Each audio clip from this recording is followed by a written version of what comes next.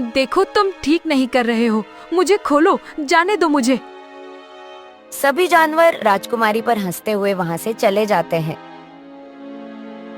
रुको, तुम सब मुझे यहाँ नहीं छोड़ सकते। बचाओ, बचाओ, कोई मेरी मदद करो।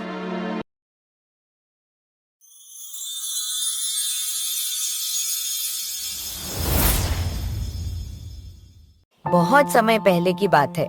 हिमगिरी नामक एक बर्फीले राज्य में इरावती नाम की एक राजकुमारी रहती थी। राजकुमारी इरावती अपनी सुंदरता के लिए दूर दूर तक प्रसिद्ध थी, लेकिन उसका स्वभाव उतना ही घमंडी और क्रूर था। वह प्रजा को तुच्छ समझती थी। एक वृद्ध किसान जिसका नाम दीनानाथ था, अपनी फसल बर्बाद होने के कारण मदद की गुहार लगाने आया।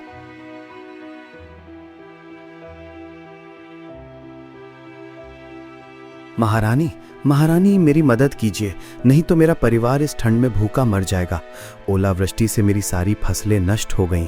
कृपया थोड़ा अन्न या धन दे दें। क्या तुम्हें मदद चाहिए? तुम जैसे आलसी लोगों को काम करना नहीं आता, बस भीख मांगना आता है। नहीं नहीं महारानी, मैं सच कह रहा हूँ, मैंने बहुत मेहनत की थी।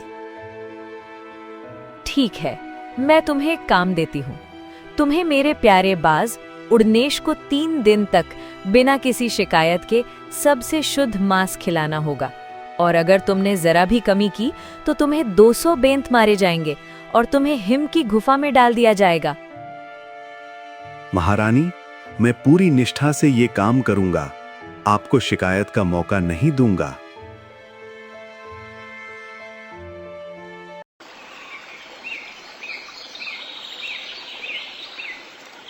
दीनानाथ अब महल के बाज उड़नेश की सेवा में लग जाता है। उड़नेश, मेरे प्यारे उड़नेश, ये लो ताजे शिकार का मांस, जल्दी से खा लो। दीनानाथ अब भी बाज को खिला ही रहा था कि तभी राजकुमारी वहाँ आती है। और दीनानाथ, सब ठीक है ना? मेरे उड़नेश के खान पान में कोई कमी तो नहीं है? नहीं नहीं महारानी, मैं सबसे अच्छे मांस का इंतजाम करता हूँ। बहुत अच्छी बात है। इसी तरह मेरे प्रिय बाज का ध्यान रखो। राजकुमारी और दीनानाथ बात कर ही रहे थे कि तभी बाज मौका पाकर अपने पिंजरे का ताला तोड़कर आकाश में उड़ जाता है। अरे अरे अरे, मेरा बाज, ये क्या किया तुमने? तुम जानते नहीं पिंजरे का ताला ठीक से बंद ना करने पर उड़नेश उड़ जाएगा। महारानी, माफ कर दीजिए, गलती हो गई। मैं उसे वापस ढूंढ लाता हूँ। कभी नहीं। सिपाहियों, इस निकम्मे को 200 बेत मारो और हिम की गुफा में डाल दो।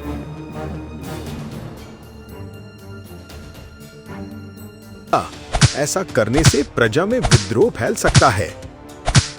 विद्रोह? कोई हिम्मत नहीं करेगा। ठीक है, बेंत मारना बंद करो, इसे तुरंत हिम की गुफा में डाल दो। दरबार समाप्त होता है। राज्य में राजकुमारी के अत्याचारों की चर्चा जोरों पर है। अरे भाई, सुना तुमने? आज राजकुमारी ने फिर एक गरीब किसान पर कितना अत्याचार किया।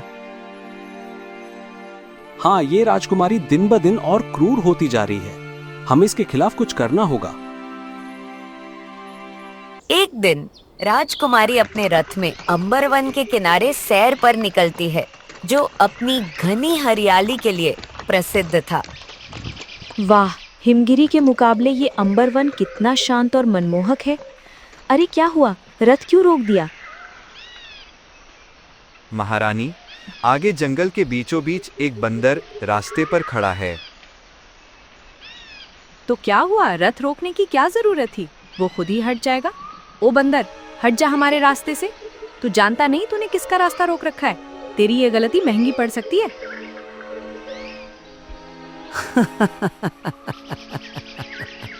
मैं कोई साधारण बंदर नहीं हूँ जो किसी तुच्छ इंसान के रास्ते से हट जाऊंगा। मैं हूँ गजराज, अंबरवन का स्वामी। तुम शेर हो तो मैं तुम्हारा शिकारी हूँ। नहीं हटता सामने से, क्या कर लोगी तुम? बंदर की बात सुनकर राजकुमारी को क्रोध आ जाता है। रथ चालक, आगे बढ़ो और कुचल दो इस दुष्ट गजराज को। महारानी, ये मर जाएगा, ये बहुत छोटा सा है। मरता है तो मर जाए, यही इसकी सजा है। ये मुझे जानता नहीं। रथ चालक तेजी से रथ बढ़ाता है। रथ से गजराज को जोरदार टक्कर लगती है और वह एक पेड़ से टकराकर घायल हो जाता है। मुझे हराने वाला अभी पैदा नहीं हुआ, ये तो फिर भी एक जंगली जानवर था। राजकुमारी वहां से चली जाती है। घायल गजराज दर्द से तड़प रहा है। अरे कोई है? कोई मेरी मदद करो, मुझे बहुत दर्द हो रहा है। तभी वहां एक युवा जड़ी बूटी संग्राहक आता है जिसका नाम सिद्धार्थ था। अरे ये क्या हुआ तुम्हें? इतनी चोट कैसे लगी? गजराज बंदर तड़प कर पूरी कहानी बताता है। क्या एक महारानी में इतना अहंकार और इतनी कठोरता?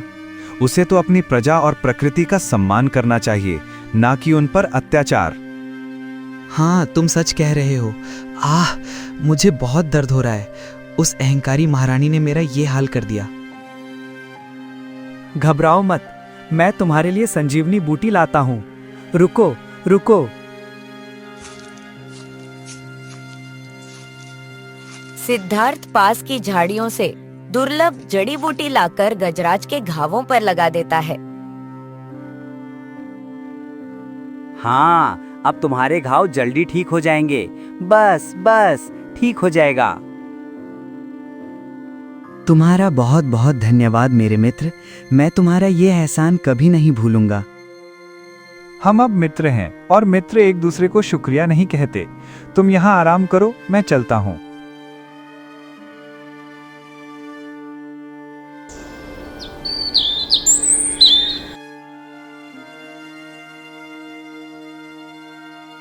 सेनापति, कल मैं एक विशेष शिकार अभियान पर जा रही हूँ, सारी तैयारी करो।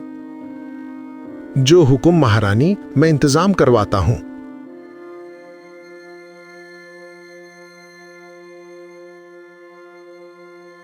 अगले दिन राजकुमारी जंगल की ओर निकलती है। आज मैं अंबरवन के सबसे दुर्लभ जानवर का शिकार करूंगी। सबको पता चलना चाहिए कि मैं कितनी शक्तिशाली हूँ। इतना कहकर वह एक सुंदर हिरण पर निशाना साधती है, पर तीर फिसलकर पास ही समाधि लगाए बैठे एक शक्तिशाली योगी को लग जाता है। अरे ये किस मूर्ख ने मेरी समाधि भंग की? अच्छा, तेरी ये क्रूरता और घमंड तुझे ले डूबेगा। मैं तुझे श्राप देता हूँ कि तू एक विकृत कुरूप रूप में अपना जीवन बिताएगी। जा। योगी के श्राप से राजकुमारी का सुंदर रूप एक क्षण में एक भयंकर कुरूप महिला में बदल जाता है। नहीं, अरे नहीं, ये क्या? मैं कुरूप हो गई। बाबा जी, मुझे माफ कर दीजिए। मैंने जानबूझकर आपको तीर नहीं मारा था। मैं तो हिरण का शिकार कर रही थी। मुझे वापस मेरा असली रूप लौटा दीजिए। ये संभव नहीं है। श्राप एक बार दिया जाता है तो वापस नहीं होता। हाँ, लेकिन एक मुक्ति का मार्ग है। वो मार्ग क्या है बाबा जी? बताइए, मैं इस रूप में नहीं रह सकती। ये श्राप तभी टूटेगा जब तुम चांदी की पहाड़ी के पीछे स्थित अमृत कुंड का जल पियोगी। ये चांदी की पहाड़ी तुम्हें दक्षिण दिशा में मिलेगी, समझ गई? ठीक है बाबा जी, मुझे आशीर्वाद दीजिए। सेनापति, तुम वापस जाओ और मेरे आने तक राज्य को संभालो। लेकिन महारानी, आप अकेले कैसे जाएंगी? मैं आपके माता पिता को वचन दे चुका हूँ। मैं अपनी रक्षा कर सकती हूँ, चिंता मत करो। राजकुमारी अपने विकृत रूप में अकेले ही उस चांदी की पहाड़ी की ओर निकल पड़ती। इतनी देर हो गई, चांदी की पहाड़ी कहाँ है? और कितना चलना होगा? वह थक चुकी थी। तभी वही गजराज बंदर उसे देखता है।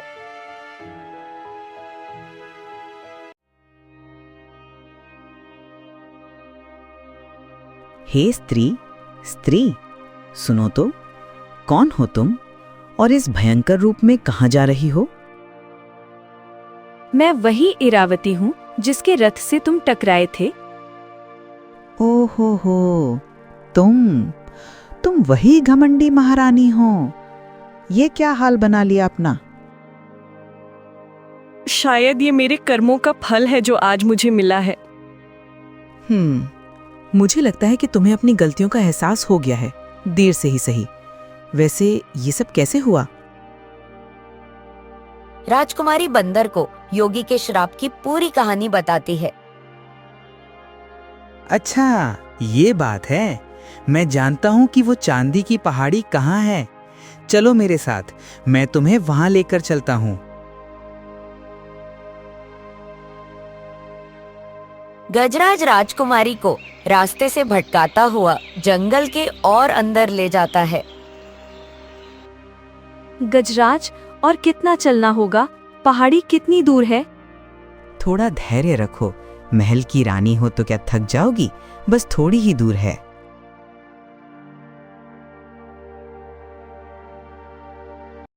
बंदर राजकुमारी को एक घने क्षेत्र में ले जाता है जहाँ कोई पहाड़ी नहीं थी। यहाँ तो कोई पहाड़ी नहीं है। क्या तुम मेरे साथ मजाक कर रहे हो? तुम्हें क्या लगा, तुमने मुझे कुचलने की कोशिश की और मैं तुम्हें आसानी से माफ कर दूंगा? बिल्कुल नहीं। साथियों, यहाँ आओ। गजराज के आह्वान पर कई बंदर और जानवर आते हैं और राजकुमारी को एक विशाल वृक्ष से जंजीरों से बांध देते हैं। देखो, तुम ठीक नहीं कर रहे हो। मुझे खोलो, जाने दो मुझे। सभी जानवर राजकुमारी पर हंसते हुए वहाँ से चले जाते हैं। रुको, तुम सब मुझे यहाँ नहीं छोड़ सकते। बचाओ, बचाओ, कोई मेरी मदद करो। तभी वहाँ सिद्धार्थ आता है। अरे, ये आवाज कैसी? कोई मदद के लिए पुकार रहा है।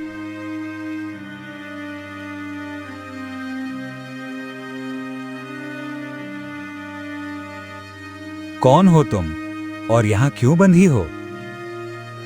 राजकुमारी उसे पूरी कहानी बताती है। इसलिए उस गजराज ने मुझे यहाँ बांध दिया और चला गया। लेकिन महारानी, क्या आपने उसके साथ ठीक किया था? कर्मों का फल तो मिलता ही है। जैसा बोओगे वैसा काटोगे। हाँ, तुम भी मेरा मजाक उड़ा रहे हो। अगर ऐसा है तो तुम भी यहाँ से जा सकते हो। मुझे तुम्हारी मदद की जरूरत नहीं है। नहीं नहीं, मैं तो बस यूं ही कह रहा था। रुकिए, मैं आपको खोलता हूँ। सिद्धार्थ जंजीरें खोलता है। धन्यवाद सिद्धार्थ। अब मुझे चलना चाहिए। रात होने से पहले मुझे अमृत कुंड तक पहुँचना होगा। लेकिन महारानी, क्या आप अकेले जाएंगी? अगर फिर कोई संकट आ गया तो? अगर आप कहें तो मैं आपके साथ चल सकता हूँ। तुम सही कह रहे हो। ठीक है, चलो। अब सिद्धार्थ और राजकुमारी पहाड़ी की ओर निकल पड़ते हैं। महारानी, रात हो चुकी है। रात में पहाड़ों पर जाना सही नहीं। हमें सुबह होने का इंतजार करना चाहिए। हाँ, ठीक है। सामने एक गुफा है, हम वहीं रुक सकते हैं।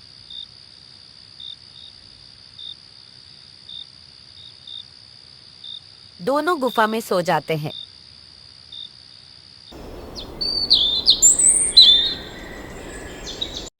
सिद्धार्थ, उठो, सुबह हो गई है। जल्दी चलो। हाँ हाँ, मैं उठ गया।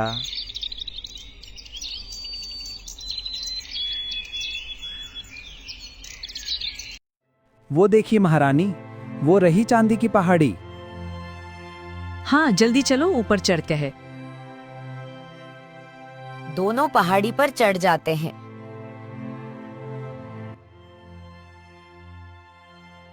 सिद्धार्थ, अब हमें इस पहाड़ी के दूसरी तरफ उतरना होगा।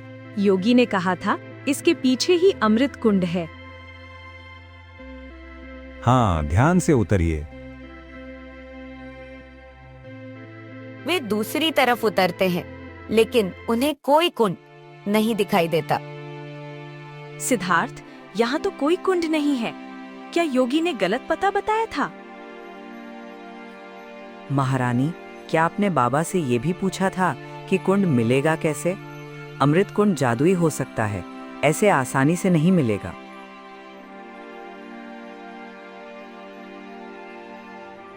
वे थककर बैठ जाते हैं। शायद किस्मत मेरे साथ खेल रही है। ये सब मेरे घमंड का नतीजा है। मैं इसी लायक हूँ। हार मत मानिए। सबसे अच्छी बात यह है कि आपको अपनी गलती का पछतावा है। यही सबसे बड़ी जीत है। हम ढूंढ लेंगे। सिद्धार्थ, मुझे कुछ सुनाई दे रहा है, जैसे कुछ वीणा की मधुर धुन बज रही है। हाँ, मुझे भी सुनाई दे रही है।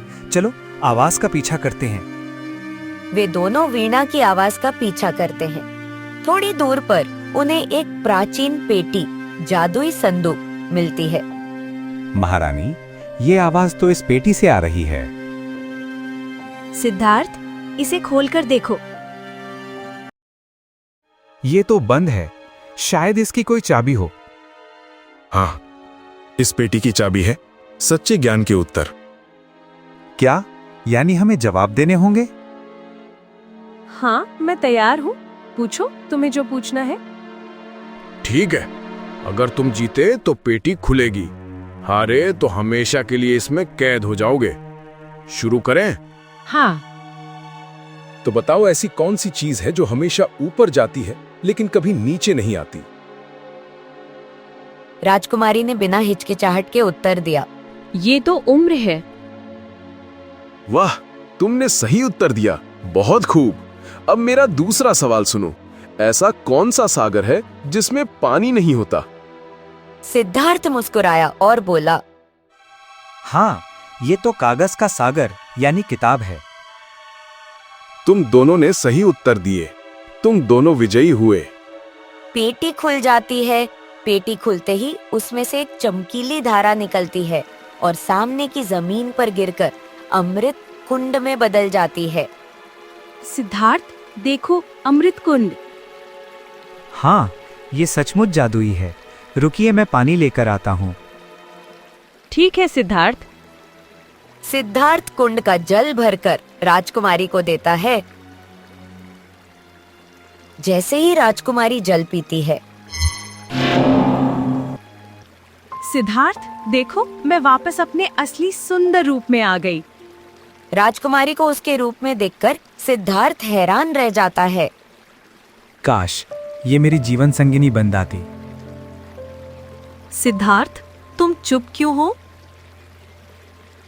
अब कुछ नहीं। अब हमें वापस महल चलना चाहिए। तुम सही कह रहे हो। मुझे अपने राज्य में बहुत से काम पूरे करने हैं। वे दोनों वापस महल की ओर निकल पड़ते हैं।